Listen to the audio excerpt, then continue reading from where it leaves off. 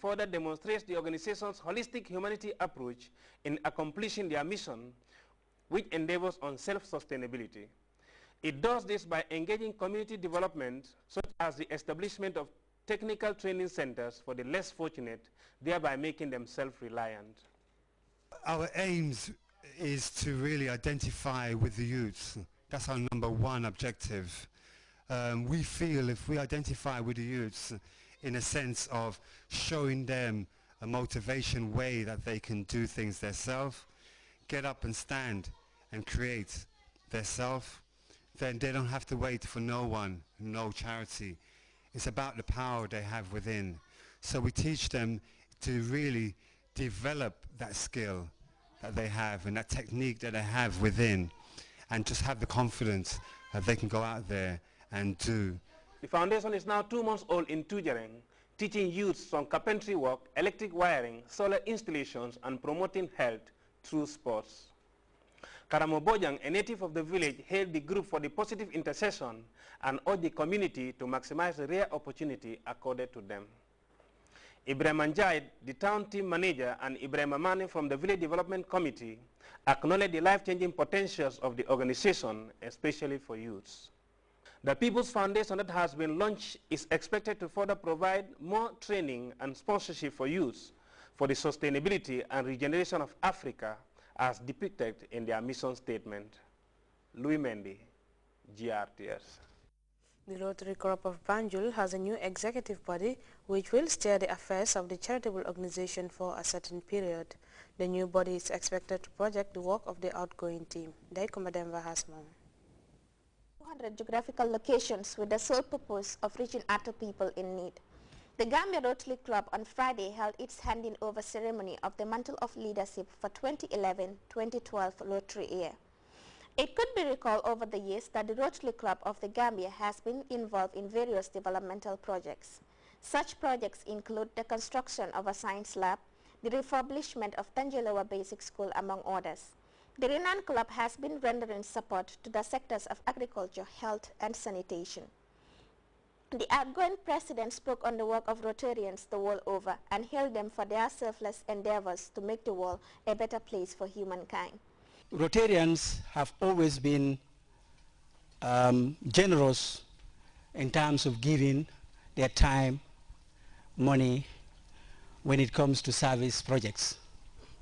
Thank you, fellow Rotarians, for being so generous in giving your time and money to this club. Sidi Saho, who he passed on the mantle of leadership to, urged members of the community to join the Rotary Club. Being part of the club, he went on, comes with tremendous benefits. I would also take this opportunity to urge members of the community who are not Rotarians to join Rotary. There are several benefits of joining Rotary. There is something that all Rotary Club members have in common. We take action. As community volunteers, we reach out to our neighbors in need. We build, we support, and organize. We save lives, we work locally and globally. The new leadership is expected to follow the footsteps of their predecessors and also hold high the esteem of Rotarians the world over. For GRTS News, I am Daikoma Demba. The Vice-Chancellor of the University of the Gambia received President of Corporate and International Relations of Sharda University, India, at the university's Chancery in Brikama. This visit sought to strengthen the already existing ties that exist between the University of the Gambia and Sharda by signing a memorandum of understanding. AGMCC reports. The University of the Gambia is now relenting in its efforts to improve standards and turn the UTG into a world-class learning center.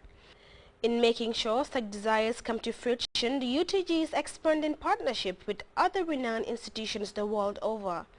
It is in this regard that the Vice-Chancellor Friday received in audience international guests who with their complex in Birkama engaged officials in deliberations that can better the University of the Gambia.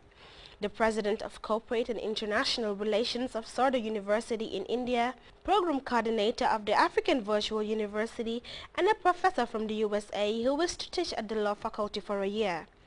The visit, which is expected to serve as an avenue for the realization of some of the University of the Gambia's goals, was facilitated by the Office of the President and the Ministry of Foreign Affairs. This certainly is a very important collaboration and partnership that this university values, and we are of high hopes.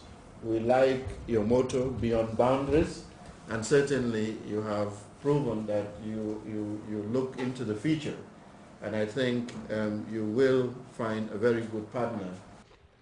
With the many opportunities expected from the new partnership with Shada University, the University of the Gambia is looking forward to return programs, internships, and a lot of other prospects. Being in service for 16 years and being internationally recognized as one of the best universities in India, Ashok Daryani feels broadening cooperations between the two institutions is a worthwhile move. Best to collaborate with University of Gambia in terms of students exchange, in terms of faculty exchange, in terms of research or PhD scholars, or I am also requested Honorable Vice Chancellor Sir. As the University of the Gambia grows in size and capacity, partnerships such as this one would surely smoothen that process. For Grts News, I am Ajami Sise. We'll be back with more stories after the break.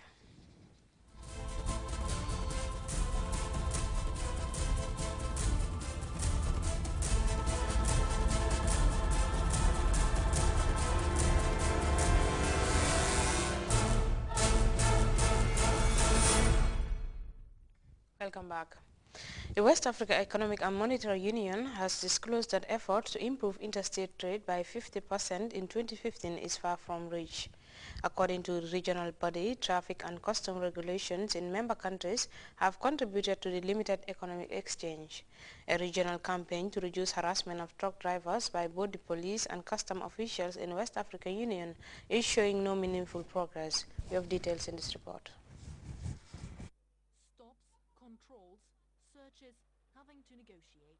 There are hot topics among Niger's truck drivers who regularly get pulled over by police as they drive across the region. Some carry tons of corn, others carry loads of onions, like Amadou. He's clearly annoyed with the number of times police and custom officials stop and ask him to dig deep in his pocketbook. They take a lot from us. We often have to pay 10,000 CFA francs to the gendarmerie leaving the country. Then at the border going into Burkina Faso, we have to pay another 5,000 CFA to the police and another 5,000 to the gendarmes. Driving a truck can be expensive, but the number of campaigns across the region have done little to put an end to the hassling. On top of costing a lot, the controls slow down traffic, because instead of being stopped just at the border, checkpoints could be set up as often as every 5 kilometers.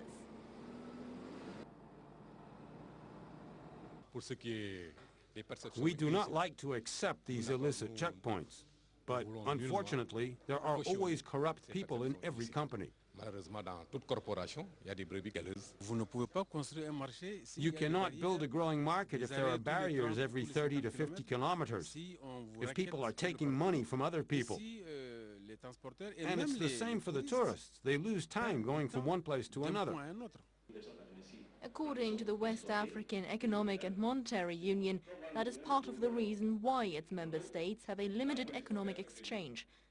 They hope to increase interstate trading to 50% by 2015, but judging by the current level of only 15%, that goal might be difficult to attain. Hospitals in Kinshasa are decrying the lack of adequate blood in DR Congo. Doctors say the low availability of blood donors is affecting shortage of needed blood storage. Coupled with these emerging concerns is the conclusion of a $12 million funding scheme managed by the World Bank and the Africa Development Bank. Details in this report.